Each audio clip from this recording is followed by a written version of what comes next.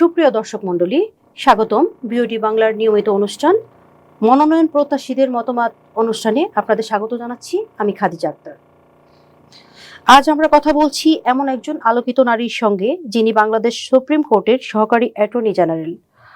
শুধু আদালতে ন্যায়ের পক্ষে আপোষহীন আইনি লড়াই নয়, রাজপথেও গণতন্ত্র, মানুষের অধিকার প্রতিষ্ঠার লড়াইয়ে এক পরিচিত নাম, সবার প্রিয় জাতীয়তাবাদী সামাজিক সাংস্কৃতিক সংগঠন জাসাস মহানগর উত্তরের যুগ্ম আহ্বায়ক রাফিজা আলম লাকী। বর্তমানে তিনি মেহেরপুর জেলা থেকে মহিলা সংরক্ষিত নারী আসনে মনোনয়ন প্রত্যাশী। বিওডি বাংলা স্টুডিওতে আপনাকে স্বাগতম। কেমন আছেন আপনি? আলহামদুলিল্লাহ, ভালো আছি। কেমন যাচ্ছে আপনার রাজনীতির দিনকাল? অনেক ধন্যবাদ। অনেক ভালো একটা বর্তমান সময় উপযোগী আমাকে একটা বিশেষ প্রশ্ন করার জন্য।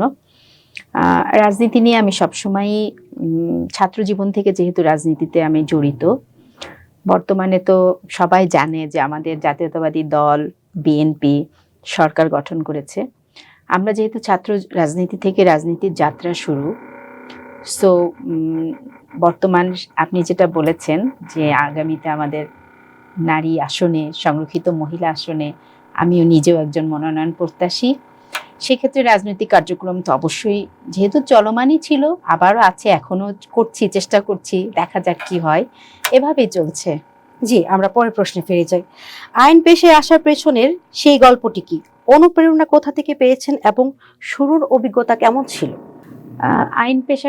আমার আইন পেশাটা খুব অন্যরকম, কারণ আমার বাবা ছিলেন একজন ব্যাংকার।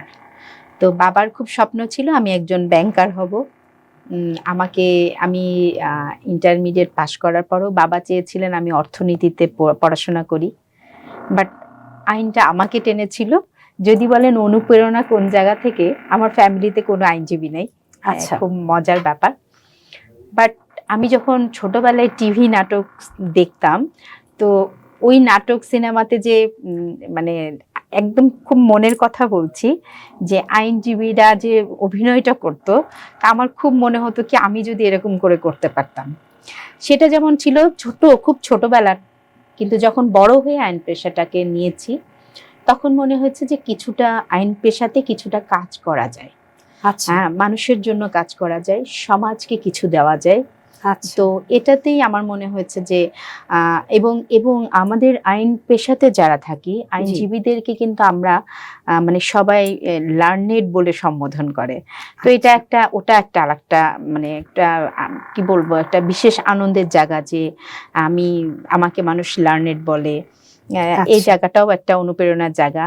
এবং আমাদের সাথে যখন জাস্টিসদের কথাবার্তা হয়, মনে হয় যে হ্যাঁ, এখানে না কাউকে স্যার বলা বা এরকম কিছু না, নিজের প্রফেশন, জাজদের কাছে নিজেদের আরেকজনের জন্য কাজ করা, অন্য একজন ক্লায়েন্টের পক্ষে জাজ সাহেবদের কাছে যখন কিছু বলা হয়, বা যখন আমরা ওনাদের সাথে ডিবেট করি, বলতে ওনারা কোশ্চেন করে, আমরা বলি, উত্তর দিই, তখন এগুলা খুব ভালো লাগে। এই জায়গা থেকেই মনে হয়েছে যে হ্যাঁ, আমি আইন পেশাতে যাব, এটা অনেক সম্মানের পেশা। সো আমি আমার নিজের যে ক্যাপাসিটি আছে সেটা আমি দেখাতে পারবো, এই কারণে আমি আইন পেশাতে এসেছি। শুনে খুবই ভালো লাগলো। তাহলে আমরা পরের প্রশ্নে চলে যাই। আইন পেশায় আপনি সুপ্রতিষ্ঠিত, সেখান থেকে কেন সংসদ সদস্য হওয়ার প্রয়োজন অনুভব করছেন? একই সঙ্গে একটি সম্পূরক প্রশ্ন হচ্ছে, সরকার দলের আরো নেতাকর্মীরা মেহেরপুর জেলায় রয়েছেন, সেক্ষেত্রে আপনি কেন নিজেকে এ পদে মনোনয়নযোগ্য মনে করছেন এবং জনগণের প্রতিক্রিয়া কি? আসলে আইন পেশা একটা সম্মানের পেশা তো অবশ্যই। দেখেন, প্রত্যেকটা মানুষের একটা স্বপ্ন থাকে। আমার স্বপ্ন, আমি প্রথম থেকেই যেহেতু বলেছি যে আমি ছাত্র জীবন থেকে ছাত্র রাজনীতি করি, তা আমার রাজনীতিতে আসার এটাই ছিল যে রাজনীতি করলে কিছু করা যায়, মানুষের জন্য কিছু করা যায়। সো আমি ব্যক্তি লাকি যা কিছু করতে পারবো, যখন একটা রাজনৈতিক প্ল্যাটফর্ম থেকে আমি চেষ্টা করব, সেটা কিন্তু অনেক ব্রড ভাবে করতে পারবো। মানুষের প্রতি কাজ করার ইচ্ছা আমার খুব ছোট থেকেই ছিল। আচ্ছা, হ্যাঁ, যে কারণেই মনে হয়েছে যে ছাত্র রাজনীতি করতে গিয়ে দেখেছি স্টুডেন্টরা যারা খুব ইয়েতে পড়েছে, তাদেরকে কোথায় কি প্রবলেম বলো, আমরা চেষ্টা করেছি, আমাদের যারা সিনিয়র লিডার ছিল ওই ছাত্র জীবনে, তাদেরকে গিয়ে বলেছি যে এই মেয়েটার বা এই ছেলেটার এটা একটু দেখেন ভাইয়া, এভাবে। তো ওই যে একটা একটা স্পৃহা, এটা তো এখনো পর্যন্ত। তো এখন যখন একটা বড় প্ল্যাটফর্ম, আপনি যেহেতু বললেন আমার জেলার কথা, জি, যে জেলার মানুষকে, যেহেতু আমার নিজের জেলা, আমি যদি সেখানে যেতে পারি, আমি আগেই বলেছি যে সংসদ একটা অনেক বড় জায়গা, রাজনৈতিক প্ল্যাটফর্ম একটা অনেক বড় জায়গা, যেখানে আমি অনেক বড় করে অনেক কিছু চিন্তা করতে পারবো, মানুষের জন্য অনেক কিছু করার সুযোগ থাকবে, যেটা ব্যক্তিগতভাবে করা সম্ভব না। ব্যক্তিগতভাবে খুব ক্ষুদ্রভাবে করা যায়, বাট একটা প্ল্যাটফর্মে থেকে অনেক বড়ভাবেই করা যায়। সো আমার আমার ইচ্ছা, আমার এলাকাকে, মানে আমার মেহেরপুর অঞ্চলকে, যে আমি মেহেরপুর অঞ্চল, ওটা হলো আমার নারী পোতা জায়গা, মানে আমি ওখানকার মেয়ে, সুতরাং সেই মানুষগুলার আশা আকাঙ্ক্ষা, আমি মনে হয়, আমি যেহেতু নিজে চাই যে আমি মানুষের জন্য কিছু করতে চাই, তখন ওই এলাকার মানুষগুলার যে চাহিদা থাকবে, যে যে সংকীর্ণ জায়গাগুলো আছে, যেখানে কোনো কি বলবো আপনার ঘাটতি আছে, সেগুলো আমি চেষ্টা করব যে সেগুলো নিয়ে কাজ করার। বুঝতে পেরেছি। জনগণের প্রতিক্রিয়া কি, সেটি একটু জানতে চাচ্ছিলাম। আমার এলাকা, আমি লাকি এ কারণেই বলবো যে আমার মেহেরপুর অঞ্চলের মানে প্রত্যেকটা মানুষ এভাবে নিচ্ছে আমাকে, যে এই মেয়েটা আমাদের দেশের মেয়ে, আমাদের এলাকার মেয়ে। যদিও দেখেন আমি কর্মজীবনে কিন্তু ঢাকাতে থাকতে হয়, বাট আমি চাচ্ছি আমার এলাকা থেকে। কিন্তু তারা একটা জিনিস ভেবে নিয়েছে যে আমার এলাকার মেয়ে একটা শিক্ষিত মেয়ে, যা বলছে জনগণ, যেটা বলছে, আমি যা শুনছি, যে একটা শিক্ষিত মেয়ে, আমাদের জন্য বলার মতো, বা সংসদে গিয়ে সে দুটো কথা বলতে পারবে। তারা মনে করছে এরকম যে আপনি সংসদে গিয়ে আমাদের কথাগুলো বলতে পারবেন, ভালো করে প্রেজেন্ট করতে পারবেন, বা আমাদের মনের আশাগুলো আপনি পূরণ করতে পারবেন বলেই ওনারা মনে করছে আর কি। আমার জনগণ এটাই ভাবছে যে আমি হয়তো ওখানে গেলে হয়তো আমি তাদের প্রত্যাশাটা পূরণ করতে পারবেন। Thank you. আমরা পরের প্রশ্নে ফিরে যাই। নারীদের নিরাপত্তা, কর্মসংস্থান সহ পূর্ণ অধিকার প্রতিষ্ঠায় আপনার পরিকল্পনা কি? আপনার সংসদীয় কার্যক্রমের মূল অগ্রাধিকার কি হবে? যদি আমি প্রথমেই বলি আপনাকে যে মনোনয়ন প্রত্যাশী হিসাবে আমার কোনো মানে কোনো রকম সংগ্রাম করতে হচ্ছে কিনা, এটা হতেই হবে। এটা একটা অনেক বড় দল, অনেক বছর ধরে এই দলটা পরিচালিত হচ্ছে, অনেক কর্মী, হাজার হাজার কর্মী, নেতা কর্মী এই দলের সাথে সম্পৃক্ত। সো অনেকেই কাজ করেছে। একদম আমি মনে করি যে এই জাতীয়তাবাদী দলের একদম ক্ষুদ্র কর্মী থেকে শুরু করে একদম টপ ক্লাস নেতারা পর্যন্ত কিন্তু এই দলটাকে নিয়ে কাজ করেছে। সো সেখানে অবশ্যই আপনার ভাবতেই হবে যে অনেক প্রতিদ্বন্দ্বী থাকবেই, এটাকে ছোট করে ভাবার কোনো সুযোগ নেই। যে অঞ্চলেই করেন না কেন, দল যদি বিবেচনা করে, আমার দেশের মানুষ যদি বিবেচনা করে, সেক্ষেত্রে আমি মনে করি যে হ্যাঁ, প্রতিদ্বন্দ্বিতা আছে, অবশ্যই আছে, কিন্তু আমি অনেকটাই প্রত্যাশী যে আমাদের দেশের জনগণের যে আশা থাকবে, আমার এলাকার জনগণের যে আশা থাকবে আমার কাছে, সেটা আমি মনে হয় আমি দক্ষতার সাথে সেটাকে মানে দিতে পারবো। আপনার সংসদীয় কার্যক্রমের মূল অগ্রাধিকার কি হবে? আমার সংসদীয় কার্যক্রমের মূল অগ্রাধিকার আমার এলাকা।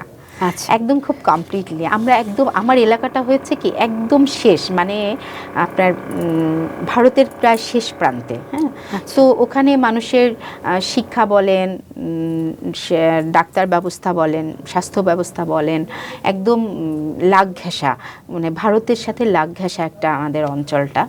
যে কারণে আমার এলাকা নিয়ে অনেক স্বপ্ন, আমার এলাকা নিয়ে আমার এরকম স্বপ্ন যে যে জিনিসগুলা আমার এলাকার মানুষ বঞ্চিত হয়েছে, যে সেবাগুলা থেকে আমার এলাকার মানুষ বঞ্চিত হয়েছে, সেই জায়গাগুলোতে কাজ করা, ভীষণভাবে কাজ করা। কারণ আরেকটা জিনিস আছে, আপনি দেখেন, মানে আমাদের বর্তমান মাননীয় প্রধানমন্ত্রী বলছেন যে আমরা মাদককে জিরো টলারেন্স হিসাবে দেখব। যেহেতু এটা বলছে, আপনি বুঝেন, আপনি জানেন, আপনি একজন সমাজকর্মী, একজন মিডিয়া ব্যক্তিত্ব হিসাবে, যে একদম রাষ্ট্রের মানে আরেকটা রাষ্ট্রের পাশাপাশি রাষ্ট্রগুলা কিন্তু মানে অন্য আছে না, যে ভিতরে ঢুকে পড়ে এগুলা কিন্তু ওদিকে খুব প্রচুর, মানে অন্য রাষ্ট্র থেকে ঢোকার খুব সম্ভাবনা থাকে। এবং আছেও।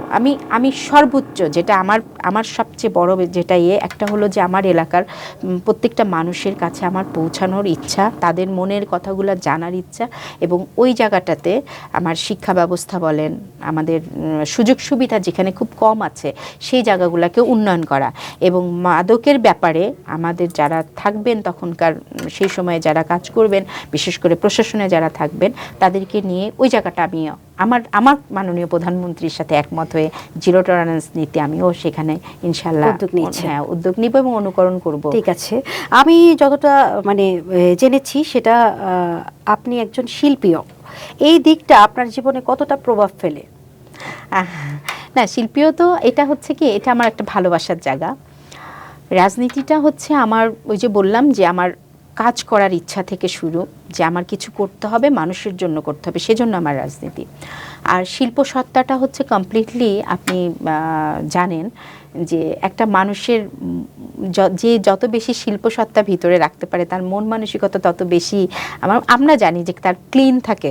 আমরা খুব মানে এই শিল্প সত্তাটা আমাকে ভালো লাগা দেয়, আমার নিজের ব্যক্তি ভালো লাগা দেয়, এবং আমার এই শিল্প সত্তাকে কিন্তু আমি আমার দলেও কাজে লাগিয়েছি।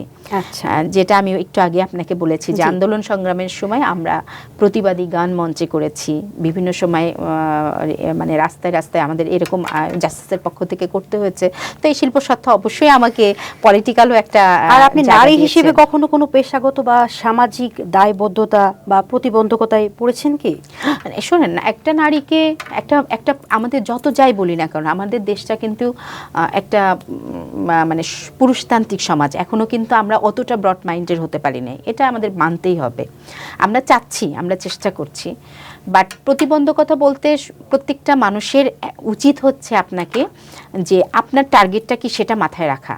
যদি আমার টার্গেট থাকে যে আমি এই জায়গায় এই লক্ষ্যে পৌঁছাবো, সেক্ষেত্রে আপনার প্রতিবন্ধকতা আসবেই, কিন্তু আপনাকে আপনার জায়গাকে এগিয়ে যেতে হবে। তো নারী হিসাবে যে আমি প্রতিবন্ধকতা সৃষ্টি হয়েছে বা কোনো কিছু হয়েছে সেটা আমি বলবো না, আমি এটাও বলবো যে হচ্ছে প্রত্যেকটা আইনজীবী হিসাবে যখন আমি কাজে ঢুকেছি তখন আমার ফ্যামিলি ব্যাকগ্রাউন্ডে কোনো লয়ার ছিল না, সো আমাকে কিন্তু ফাইট করতে হয়েছে।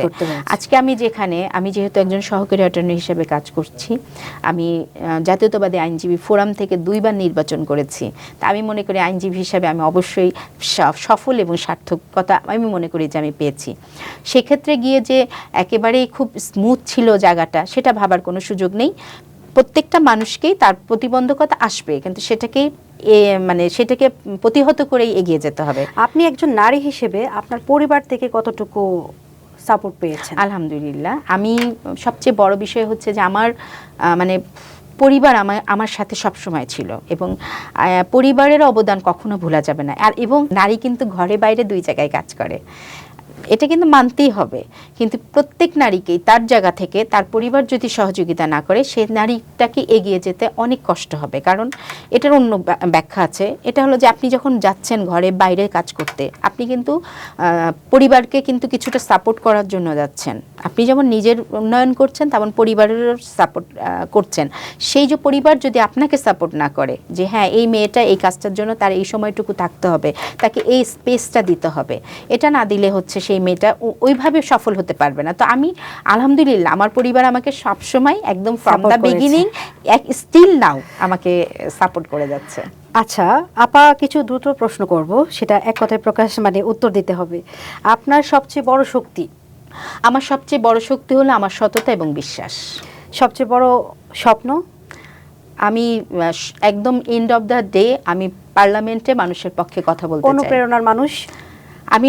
আমি যেহেতু রাজনীতি করি, আমার সবচেয়ে অনুপ্রেরণা, আমি আজকে আপনার সামনে আপনার মাধ্যমে দেশবাসীকে বলতে চাই, আমার গায়ে কাটা দিচ্ছে, আমার সবচেয়ে অনুপ্রেরণার মানুষ আমার প্রয়াত আমার সাবেক প্রধানমন্ত্রী, 3 বারের প্রধানমন্ত্রী, আমাদের মা, জননেত্রী, গণতন্ত্রের জননী বেগম খালেদা জিয়া। তার নীতি আদর্শটাকে আমি লালন করি এবং ভবিষ্যতেও আমি তার নীতি আদর্শতেই থাকবো। এক কথায় নিজেকে কিভাবে বর্ণনা করবেন? আমি এক কথায় যদি নিজেকে বর্ণনা করি, আমি সৎ এবং আদর্শ নিয়ে বাঁচতে চাই। আমার সততা যেন আমি সৎ এবং পরিশ্রম দিয়ে আমার জীবনকে এগিয়ে নিতে চাই। আজকের আয়োজনে আমরা জানলাম সংসদ সদস্য হতে চাওয়া একজন নারীর চিন্তা, পরিকল্পনা, স্বপ্ন ও সংগ্রামের কথা। রাফিজ আলম লাকি আপাকে অসংখ্য ধন্যবাদ আমাদের সময় দেওয়ার জন্য। দর্শকবৃন্দ, দেখছিলেন মনোনয়ন প্রত্যাশীদের মতামত। নারীদের নেতৃত্বে এগিয়ে যাক বিশ্ব, যুদ্ধের বদলে শান্তি হোক বেঁচে থাকার মূল বার্তা। আজকের মতো বিদায় নিচ্ছি আমি খাদিজা আক্তার। আল্লাহ হাফেজ।